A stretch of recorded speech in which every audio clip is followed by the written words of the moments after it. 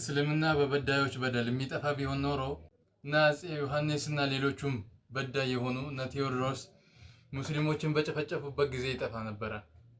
በኦሮ ሜዳ ላይ 30,000 ሙስሊሞች በአንድ ጀንበር ሲጨፈጨፉ በበደልና እነሱን በመጨቆን ሙስሊሞችን በመጨቆን እስልምና የሚጠፋ ቢሆን ኖሮ ያኔ ይጠፋ ነበረ። በኬ ላይ ያ ሁሉ ሙስሊም ሲታረድ እስልምና ያኔ ይጠፋ ነበረ፣ ሙስሊሞችን በመጨቆን እስልምና የሚጠፋ ቢሆን ኖሮ። ነገር ግን ጉዳዩ በተገላቢጦች ነው። እስልምና በነኩት ቁጥር ይባስ ብሎ የሚወጣ ነው። እስልምና ብሎ ማለት አላወቃችሁት ከሆነ እወቁት፣ በበደሉት ቁጥር በጨቆኑት ቁጥር ይበልጥ የሚገን የሆነ ነው።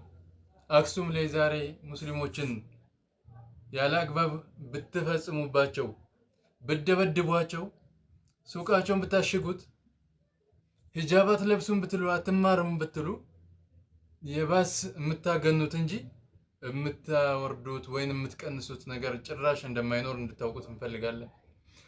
ነገር ግን ሃይማኖት አለን የምትሉ ሰዎች ሃይማኖታችሁ ይሄን ነው የሚያስተምራችሁ? እውነት ሃይማኖት አለን ባዮች ናችሁ እናንተ? እንደው ሃይማኖቱ ይቅር ጥሩ አእምሮ ያለው ሰው እንደዚህ ነው የሚሆነው? ምን አስባችሁ ነው? ነገር ግን አሁንም እወቁት፣ እስልምና በነኩት ቁጥር የሚያድግ እንጂ የሚቀንስ አይደለም።